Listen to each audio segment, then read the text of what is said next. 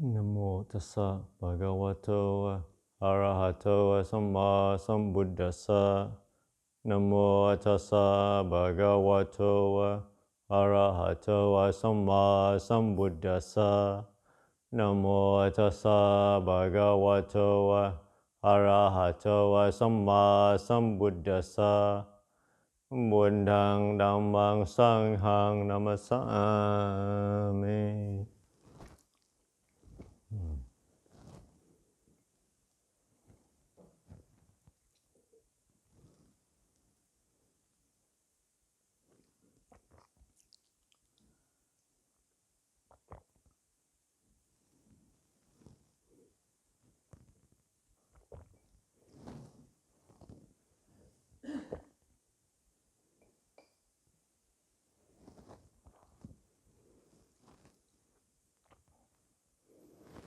So this is the new moon, the 5th Uposatha,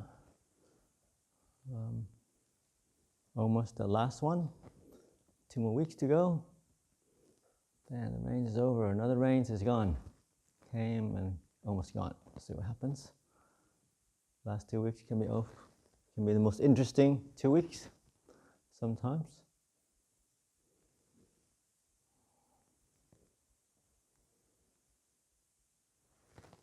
And you might have known that every rains is different, but also has some similar pattern to it. Starting out, I was walking down the afternoon after the 2 to 4 o'clock sit, and just another visitor was remarking on the changes, obviously, in the bush around us. Last year, you remember, we had lots and lots of Gamili lily. The red ones are up everywhere. This year, there's none of that. It's mostly yellow flowers. And with the bushfire and the flooding, it's interesting just to see the changes in the flora and the fauna of the bush. And also, if you walk, it's interesting, like I said, we take the same path mostly every day from my kuti to the sala, back to the office. But it's interesting to see the different type of flowers that comes out, different days, different colors, but also to see the different what things you look at as you walk down the path. Are so familiar to each and every one of us. I mean, we all have a little,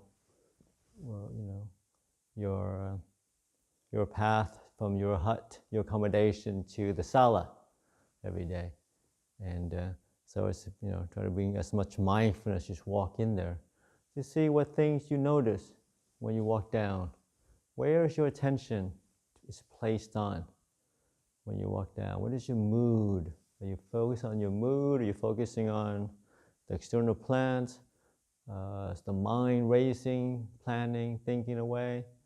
What things are you focusing on? What things are you aware of as you walk from one place to another? As you move, as you change your posture throughout the day? There's so much of the practice, and we talk about this a lot. It's about mindfulness, awareness. Sometimes because we use a lot, it can lose, its effectiveness, lose its kind of meaning. People say mindfulness all the time. What does that mean?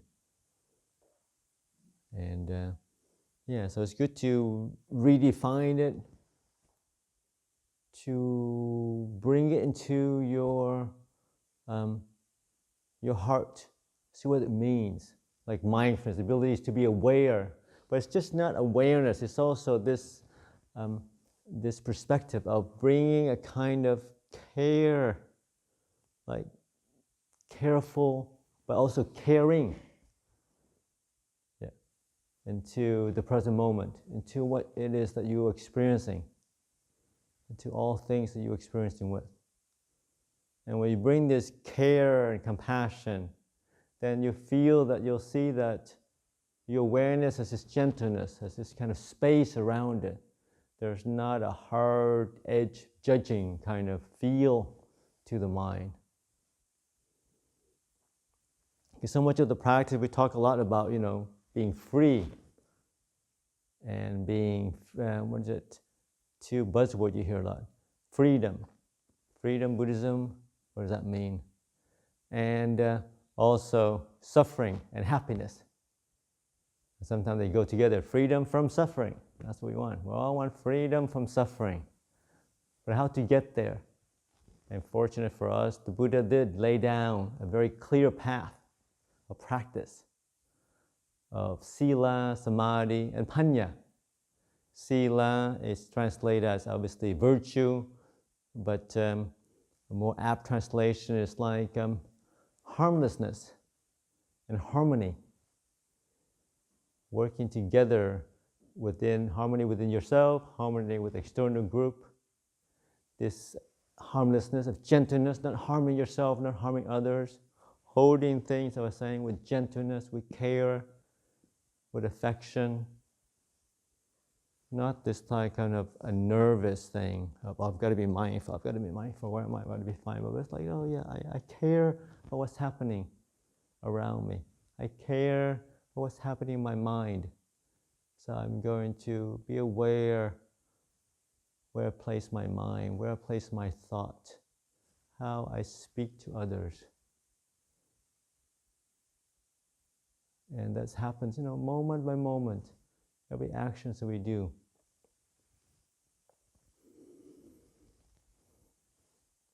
And it's true, you hear this a lot. Freedom. In the West, want to be free. Want to do whatever I want, whatever I want, with whoever I want. I want freedom to grow my hair long and put different colors and put tattoo over my face and my ears or whatever, or my forehead. Talk about freedom to go and to do what we want. But so much of that freedom is tinged, it's governed by desire and craving. So there's no freedom at all. There is no really freedom. It's actually you're slave to your desire. So that's why people in the modern society talk about freedom. And they think, more freedom means more happiness. No, you can see the modern world with this high-tech, infinite choices of what to eat, what to wear, who to date, who to be with. And are people really more happy than they are 50 years ago? Doubtful. Because it is the wrong type of freedom. It's a freedom of desire. Freedom to follow every mood you have. Everything that pops in your head you want to run after. It's not very freeing because you've constantly got to move. You're a slave to the thinking mind. You're a slave to what the TV tells you. You're a slave to, get this thing and you'll be happy. Do this thing. Be this person and you'll be happy. There's no freedom at all.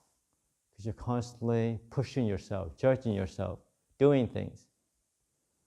Luckily, the Buddha gave us a different perspective. A true type of freedom he was encouraging and teaching. The freedom from desire. the freedom of peace and stillness, the freedom of not have to react, to act upon the craving that comes and pops into the mind, the freedom from disturbance, the freedom of contentment. As I, here, the senior monk says, like I said, in the world there's two types of freedom. Freedom of desires, which is what modern society is about, consumerism is about. What you want, you go buy and you're happy. Really? Or you go and you date this person, you tap on them, and voila, they appear into your door. You date them, you get bored, delete, tap another one. Is that real true freedom? They don't look very much happier. They're just as confused and disturbed.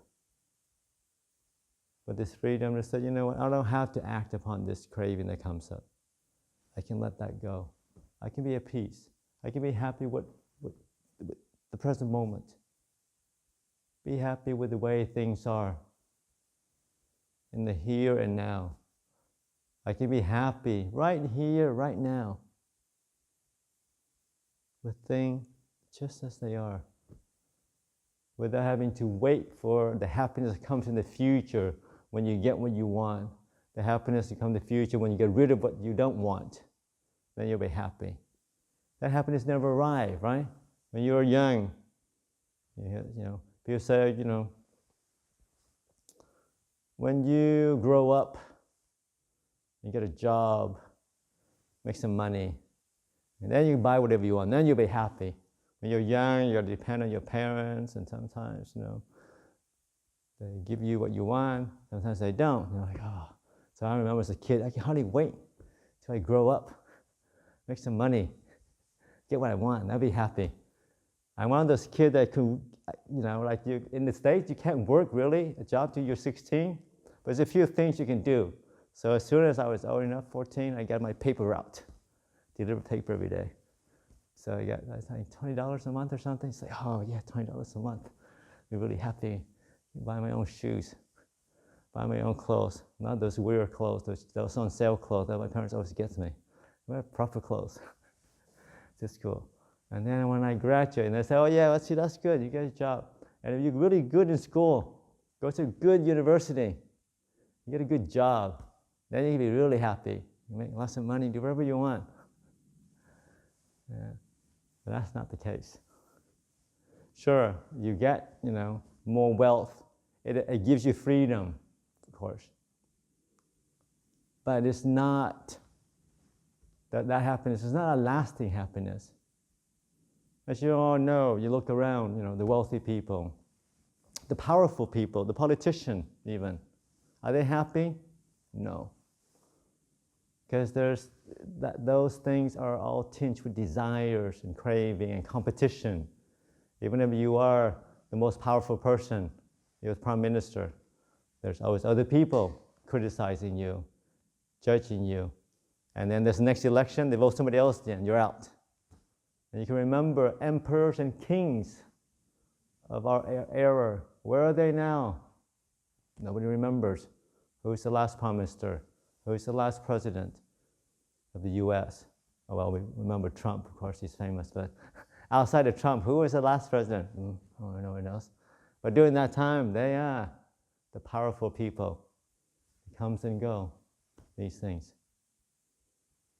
So those are not really true happiness, but that's what society tells us.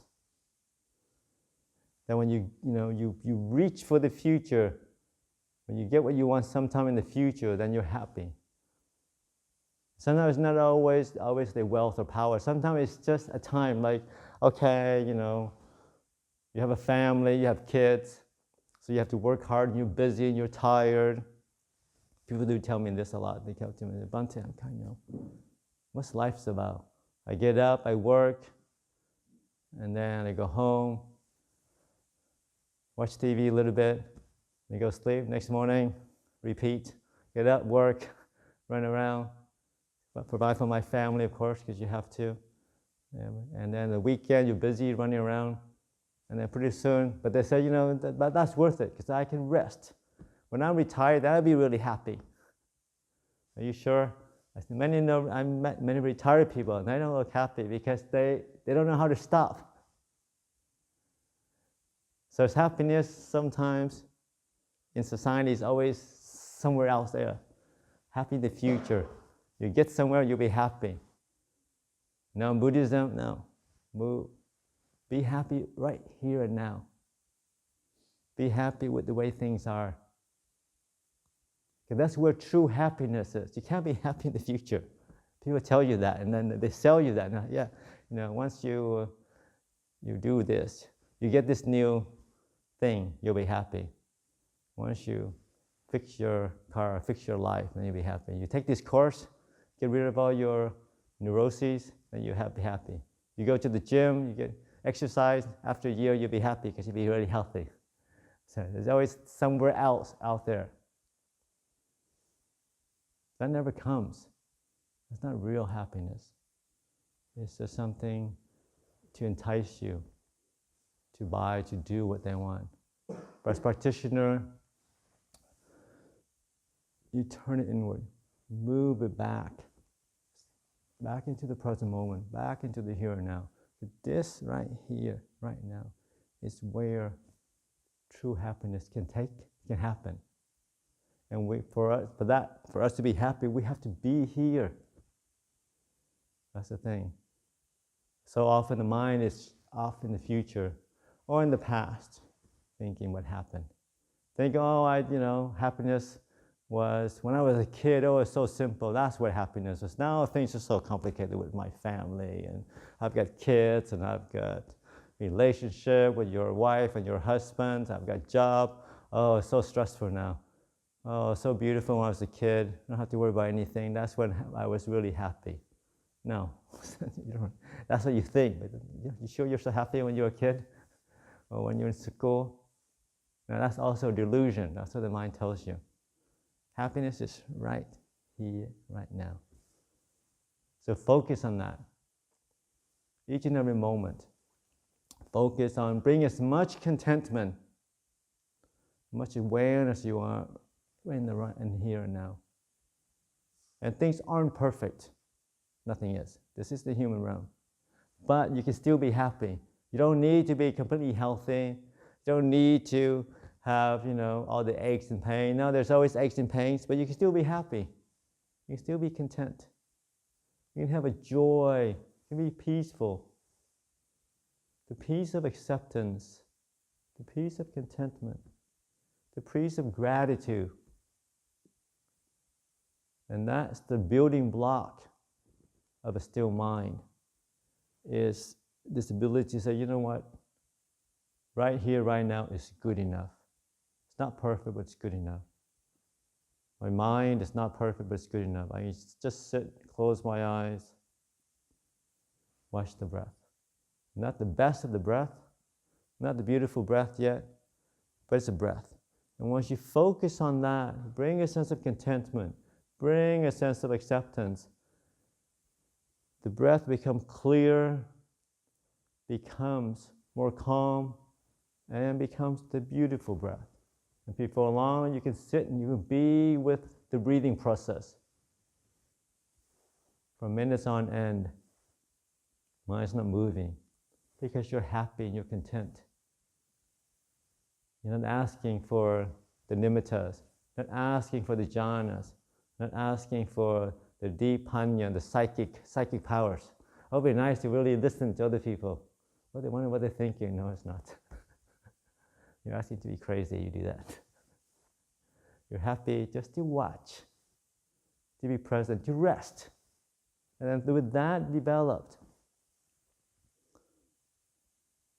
the path of meditation, remember, is not the path of onward. Sometimes we read it and some teachers say, the stage is meditation. You get to stage 1, first jhana, second jhana, third jhana, fourth jhana, and then all the way to the 8th jhanas, and then ding, ding, ding, you become enlightened. Ooh.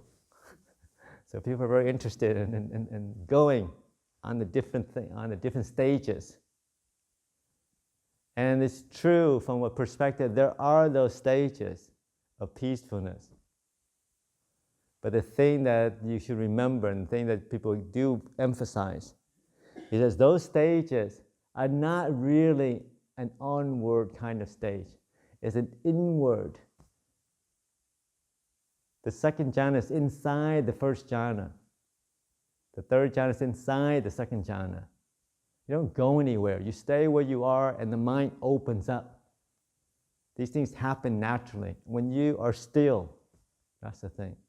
When you're happy. Everything is within the body, within your breath. All the peace, all the happiness, all the clarity, all the wisdom you want is right here, right now.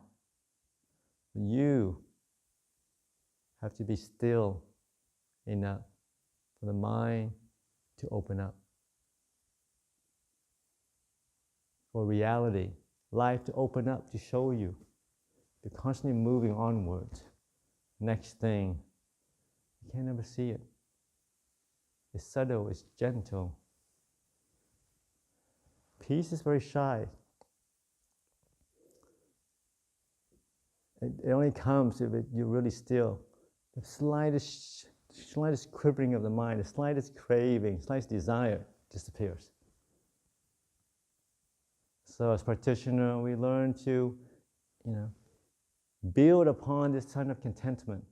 And that's the thing, you're going to stay present, stay in the here and now. If you're happy, if you're content. You're sitting here and you're wondering, oh, this is nice, the breathing is nice. But where's that nimitta? Where's that light people talk about? I say, that's not peaceful. That's craving. That's wanting. No, the breathing is fine. The light, if it's meant to come, it will come in its own time. Whatever else that you read about, that will come when the time is right, conditions are right. But if you're sitting here and you're thinking about it, shooting your mind towards it, that's what happens. Then it's not true peace. There is a longing, a quivering, a shaking that disturbs the process. So all these beautiful states, the deep meditation, all arise from an increasing sense of contentment, happiness, gratitude, just happy to be sitting here, not meditating to get anything, to go anywhere, but just happy to be sitting here resting.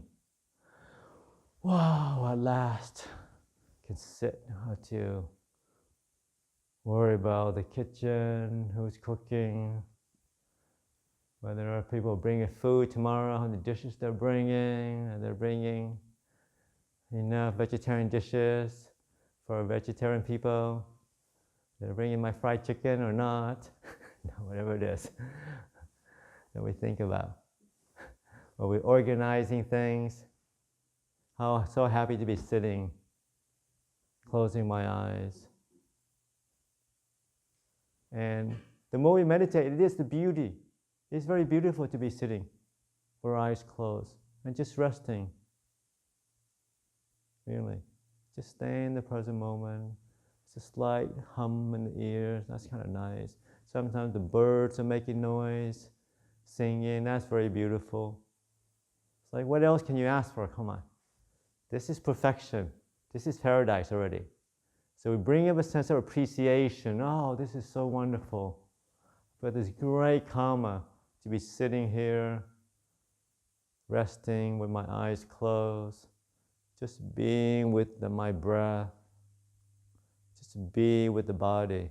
Wow, amazing. How many countless people in the world are just rushing around one place to another. And where we're all rushing to?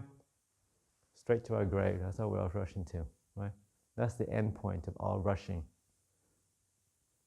But luckily, we're blessed to have the teaching of the Buddha, to have the teaching of the meditation masters, to encourage us, to point us to peace, stillness, contentment, gratitude. And that's why you keep hearing peace is the highest happiness. But we live in a world that goes in the opposite direction. That's what you say, keep hearing, and it's always interesting to reflect. When I read it the first time as a young monk, in the sutta you all hear it. What the wise say is happiness, the world says is suffering. What the world says is happiness, the wise say is suffering. I'm like, really? That's weird. How is that? Why is that?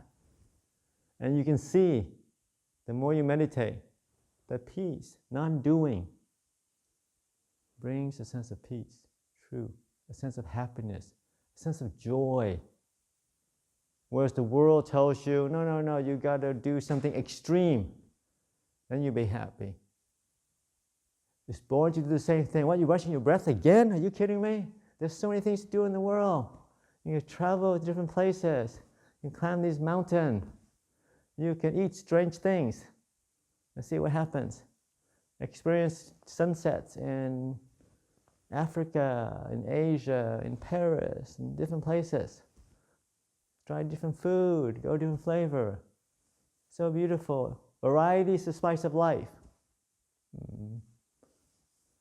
Variety leads to true boredom and tiredness.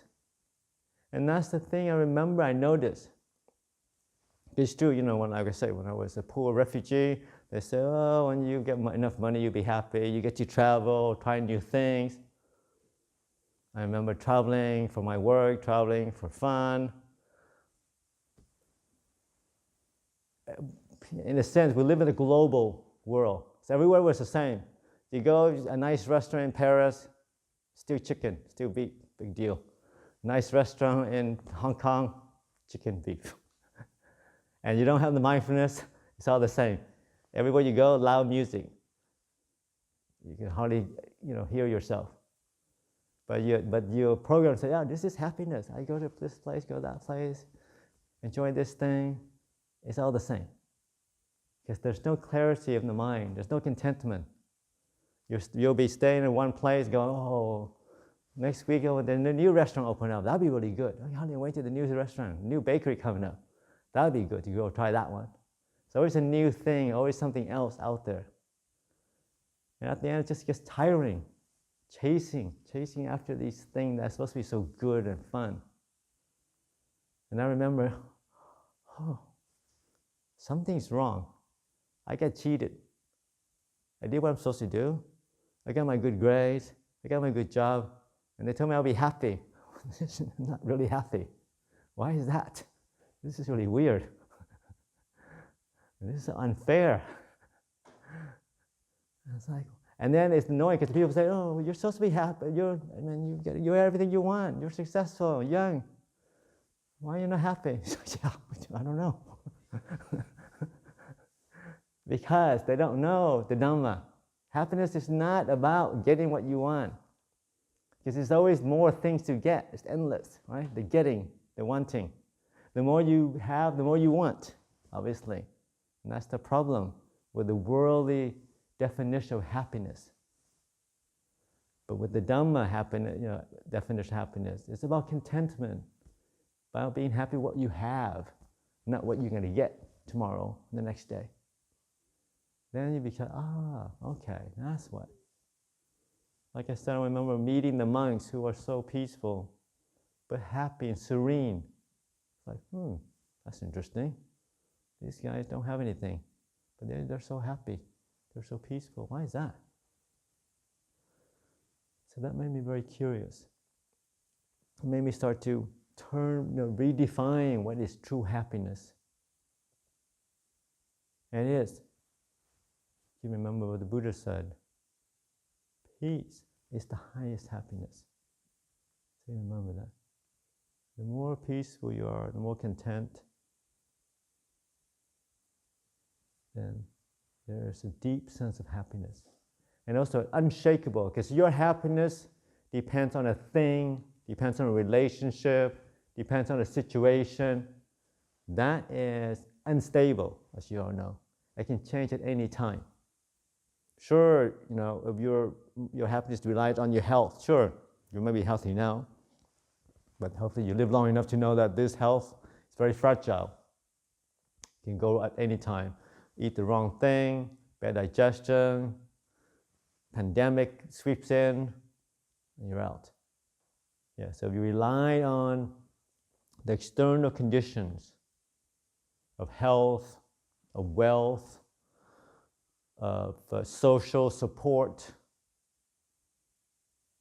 then those things, while they bring a type of happiness and security, it's not as stable as the happiness of peace, the happiness of contentment, the happiness of true wisdom, to be able to accept the present moment as it is, to accept reality as it is. So as you become more peaceful, you see more clearly. Wisdom arises. And I say over and over again, wisdom is something that dispels confusion, that do away with the problem. When there's wisdom, there is no problem. Remember that. If you have problem, then you're not seeing things clearly somewhere. There's very little wisdom. But fortunately, like Lumpur Lim said, where there is confusion, there's also clarity there. We just have to see clearly to understand completely the situation. With understanding, suffering ceases, problem goes away. And that's the beauty of the Dhamma. That's the beauty of wisdom. It solves problem. But wisdom is not book knowledge. We know many people with PhD and with PhD, with teaching careers, they still get angry, still get depressed, still get confused. Why is that? Because book knowledge is different from true wisdom. Wisdom is the ability to let go, to accept, to be still. And that's something you can't learn from the book. That's something you have to know for yourself, realize for yourself, through practice, through meditation, through clear seeing.